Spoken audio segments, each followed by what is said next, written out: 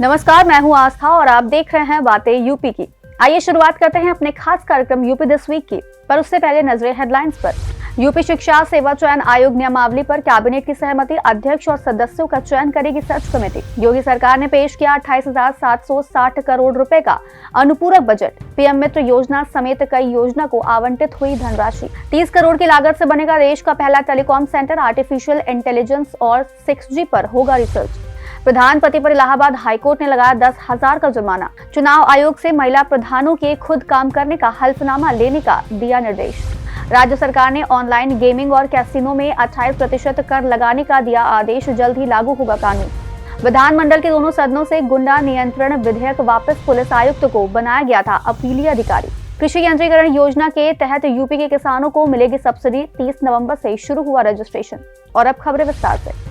प्रदेश में उच्च शिक्षा से लेकर बेसिक शिक्षा तक के अनुदेशकों व सहायता प्राप्त अल्पसंख्यक कॉलेजों में शिक्षकों के चयन के लिए उत्तर प्रदेश शिक्षा सेवा चयन आयोग का गठन किया गया है। कैबिनेट ने आयोग के अध्यक्ष, सदस्यों, सचिव, परीक्षा नियंत्रक आदि के चयन के लिए तैयार नियमावली पर सहमति दे दी है। उत्तर प्रदेश शिक्षा सेवा चयन आयोग के अध्यक्ष एवं सदस्यों का चयन एक सर्च कमेटी द्वारा किया जाएगा, जिसके अध्यक्ष उत्तर प्रदेश शासन के मुख्य सचिव होंगे।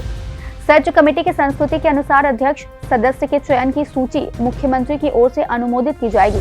इस आयोग में एक सचिव, एक परीक्षा नियंत्रक, एक वित्त नियंत्रक, न्यायिक सेवा के एक विधि अधिकारी, एक वित्त एवं लेखा अधिकारी, आउटसोर्स से एक कंप्यूटर व IT समन्वयक, 4 उप सचिव भी तैनात किए जाएंगे।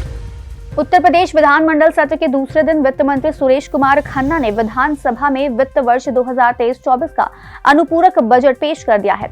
28,760.67 करोड़ के इस अनुपूरक बजट में 1,946.39 करोड़ रुपए राजस्व खर्च के लिए, जबकि 9,714 करोड़ रुपए पूंजी खर्च के लिए रखे गए हैं। नई योजनाओं के लिए 7,421.21 करोड़ रुपए का प्रस्ताव है। इसके अलावा योगी सरकार ने विश्वकर्मा श्रम सम्मान योजना के लिए 2,000 करोड़ रुपए के आवंटन की घोषणा की है।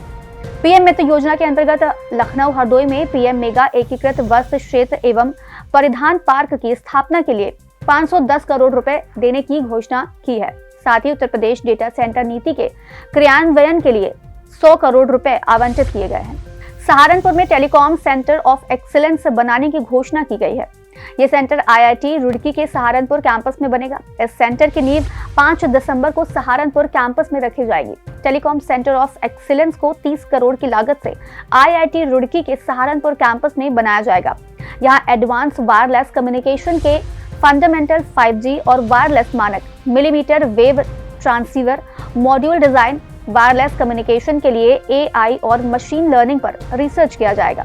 साथ ही 5G को आर्टिफिशियल इंटेलिजेंस से जोड़ने और 6G पर भी शोध होगा। बीते दिनों इलाहाबाद हाईकोर्ट ने ग्राम सभा के कार्यों में प्रधानपति के हस्तक्षेप पर नाराजगी जताई है। हाईकोर्ट ने महिला ग्राम प्रधान को रबर स्टैंड बनकर रहने वाली प्रथा का विरोध करते हुए राज्य निर्वाचन आयोग को आदेश दिया है कि महिला ग्राम प्रधान प्रत्याशियों से नामांकन के समय हल्फनामा ले कि वे खुद काम करेंगी। साथ ही महिला ग्राम प्रधान के निर्णय लेने में या उनके काम में प्रधानपति या किसी अन्य का हस्तक्षेप नहीं होगा। अगर इस तरह से हस्तक्षेप रहा तो महिलाओं को आरक्षण देने का कोई महत्व नहीं रह जाएगा। बीते सप्ताह यूपी विधानसभा के शीतकालीन सत्र में ऑनलाइन गेमिंग, कैसीनो, लॉटरी और घुड़दौड़ आयोजन पर 28% की GST लगाने वाले विधेयक को औपचारिक तौर पर पारित कर दिया गया है। वित्त मंत्री सुरेश खन्ना द्वारा पेश किए गए इस विधेयक में प्रमोटर या उसके एजेंट से वसूले जाने वाले सकल गेमिंग राजस्व के बजाय एंट्री लेवल पर ही 28% की GST लगाने की बात कही गई है। इसके साथ ही अब यूपी, महाराष्ट्र, कर्नाटक और मध्य प्रदेश समेत उन 21 राज्यों की सूची में शामिल हो गया है जिन्होंने अपने यहाँ ऐसे कानून लागू किए हैं। लेते हैं आज की अगली खबर। यूपी विधानमंडल के दोनों सदनों से उत्तर प्रदेश गुंडा नियंत्रण संशोधन विधेयक 2021 वापस ले लिया गया है। राज्यपाल आनंदीबेन पटेल ने तकनीकी कारणों के आधार पर विधेयक को पुनर्विचार के लिए सरकार को लौटाया था। एक वरिष्ठ पुलिस अधिकारी के अनुसार प्रदेश में पुलिस कमिश्नरेट प्रणाली लागू होने और उसके विस्तार के बाद गुंडा एक्ट में संशोधन किए गए थे। संशोधन के तहत पुलिस आयुक्त को गुंडा एक्ट के मामले में अपीलीय अधिकारी बनाए जाने के साथ ही किसी आरोपित को जिला बदर करने का अधिकार भी प्राप्त हो गया था। पुलिस आयुक्त के बढ़े अधिकारों से उपजी विधिक अड़चन को लेकर उत्तर प्रदेश गुंडा नियंत्रण संशोधन विधेयक 2021 को वापस किया गया। अब एक बार फिर से सरकार जल्द जरूरी बदलाव कर विधेयक को नए सिरे से लागू कराएगी। यूपी सरकार अब प्रदेश के किसानों को कृषि यंत्रीकरण योजना का लाभ देगी। खेती के इस्तेमाल में आने वाली मशीनों को खरीदने के लिए कृषि विभाग किसानों को 40% तक सब्सिडी देगा। 30 नवंबर से इसका रजिस्ट्रेशन शुरू हो चुका है। इस स्कीम का फायदा लेने के लिए किसानों को कृषि विभाग की वेबसाइट upagriculture.com पर अपना रजिस्ट्रेशन कराना होगा। इस दौरान किसानों को एक टोकन मनी भी देनी पड़ेगी, जिसके बाद किसानों का चयन लॉटरी सिस्टम से किया जाएगा। जो किसान कृषि यंत्र खरीदेंगे उनको अपने पैसों से यंत्र खरीद कर उसका बिल विभाग की वेबसाइट पर अपलोड करना होगा, जिसकी जांच के बाद किसान के खाते में सीधे सब्सिडी का पैसा भेज दिया जाएगा। अब चलते चलते एक नजर डाल लेते हैं देश दुनिया की कुछ अहम खबरों पर। हाल ही में सिकल सेल रोग और थैलेसीमिया के लिए जीन संपादक तकनीक CRISPR-Cas9 पर आधारित पहली थेरेपी कैसगेवी को ब्रिटेन में मंजूरी दे दी गई है। कैसगेवी CRISPR-Cas9 जीन एडिटिंग तकनीक पर आधारित दुनिया की पहली लाइसेंस प्राप्त थेरेपी है।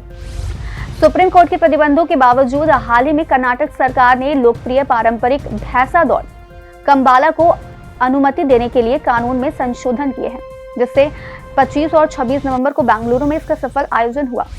हाल ही में प्रधानमंत्री नरेंद्र मोदी ने अनुसूचित जाति के भीतर मडिगा समुदाय के उपवर्गीकरण का पता लगाने के लिए एक समिति के गठन की पहल की है। हाल ही में यह देखा गया है कि दुनिया का सबसे बड़ा हिमखंड A23A 30 वर्षों तक स्थिर रहने के बाद गतिशील हो गया है, जिससे उप अंटार्कटिका दक्षिण जॉर्जिया पर इसके संभावित प्रभाव को लेकर चिंता पैदा हो गई है। हाल ही में कैबिनेट ने महिला स्वयं सहायता समूहों को 15,000 ड्रोन उपलब्ध कराने को मंजूरी दी है। इसके साथ ही SHG के सदस्यों को ड्रोन पायलट और टेक्नीशियन के रूप में भी प्रशिक्षित किया जाएगा। तो बस आज कार्यक्रम में इतना ही। कार्यक्रम में दी गई जानकारी आपको कैसी लगी, कमेंट सेक्शन में जरूर बताइएगा। ऐसे ही और खबरों के लिए देखते रहें और करते रहें बातें यूपी की।